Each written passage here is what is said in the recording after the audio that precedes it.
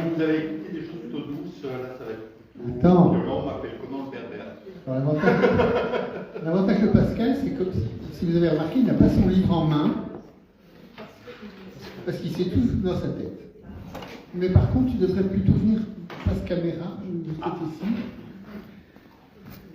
Donc tu es né le 27 juin 1963. Capteur. Attends, là, quand je dis face caméra, c'est pas pile poil en face, parce que là, on verra que ton torse, même s'il est magnifique. Comme ça, c'est bon. Vous êtes à la taille. C'est le caméraman. C'est censé être cadré ici, tu vois. Mais Là, non. donc, tu es né le 27 juin 1963 à Saint-Mandé, tu es l'auteur d'un roman et d'un recueil de poésie aux éditions Lucie, pas le roman mais le recueil, ainsi que de nombreuses publications en revue. Tu as organisé et animé l'émission Insurrection politique sur la télé Libres Ondes sans frontières. Et dès l'an 2000, tu te tournes dans le one-man show et le spectacle de poésie performance. Et tu écris parfois aussi des poèmes sur les murs à la craie quand la police te laisse faire. C'est-à-dire souvent. Ton recueil Une brèche dans la tapisserie des ombres a été préfacé par Otto Gans, un grand poète belge et qui est un de mes amis personnels. C'était pas du tout prévu ni fait exprès, mais c'est comme ça. Je te laisse la parole. Tu as un grand talent scénique, donc voilà, je te mets la pression. Mais Oui, alors, quelques petites rectifications. Tout est faux. Non, il n'a pas été préfacé par Autogans, par contre, c'est Oui, c'est préfacé toi qui as par Autogans. effectivement. Technique du point de l'aveugle, Autant pour qui est moi. par position du signe. Autant pour moi, tu fus Voilà. facile. Il y a également eu un premier recueil qui s'appelait Chaos mode d'emploi. Bon, maintenant je me suis chez Raz Éditions. Je me suis un peu calmé. Le second s'appelle Une brèche dans la Je sais que tu n'as pas besoin de micro en général, mais peut-être que tu peux. Donc voilà, en gros, et également un roman érotique pour ceux et celles que ça intéresse, qui s'appelle Nora la conférence, le pseudonyme d'Alamena. Voilà, voilà pourquoi je ne sais pas tout. Et oui. Ça peut jouer, mon ami.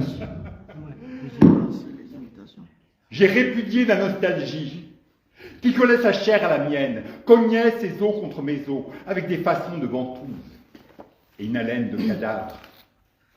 J'ai rejeté la pourriture de ces hosties décomposées, que l'on élève au rang de saintes, et ne sont que putrescents passés. Et ces valises, chargées de plaies, que l'on traîne de gare en gare, sans s'interroger davantage sur l'état de leur contenu. Je les ai laissés sur le quai, volontairement oublié lequel. Les prenne qui le voudra, qui n'a pas son quota d'autoflagellation.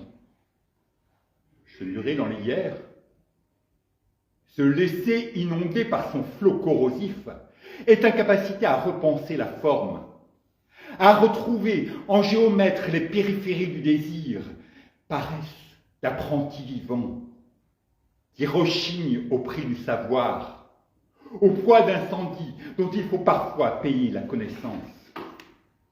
L'âpre et rude leçon de soi, l'humiliante étude des charniers, des immondices qui vous peuplent. J'ai ouvert portes et fenêtres aux imprévisibles futurs dont le vent écorce la peau, précipite les destins dans l'avalanche des visages équarris et réduits à l'essentiel. Que donnerais-tu ? Que donnerais-tu pour sauver le rire, la belle sauvagerie des jardins ? Non béance contrainte de la bouche, ni esclaffement sans grâce, complaisante hilarité sans objet, sinon retarder la marche de la mort, et la belle trace de soi, qui vit la vie par tous ses pores, toutes ses déclinaisons, infime tremblement qui dénoue les mots, les murs, les entrailles. Cette réserve d'innocence où d'autres puiseront leur soif, cette complicité du sang qui griffe la virgule d'une humanité accordée. Sauver le désordre des excroissances végétales, non ces allées ordonnancées en une rigueur anxiogène, mais le souple déliement de l'arbre vers les sommets de son acmé, succulence efflorescences, où les mains du jardinier ne sont plus que la caresse d'une feuille. que donnerais-tu? Que donnerais-tu pour sauver les larmes? Non celles casuitiques qui te secouent, te fissurent, à l'annonce des morts que vivant tu aimais, que nul blottissement ne viendra secourir.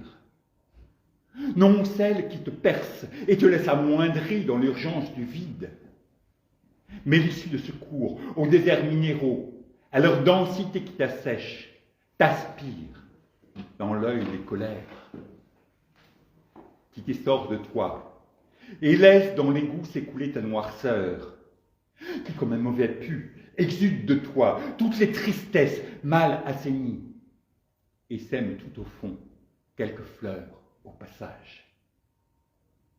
Il ne s'agit pas de sauver le monde, de le porter sur ton dos encore moins, juste d'un sacrifice à ta mesure d'homme, jeté par-dessus la proue, le lest encombrant de ta vanité.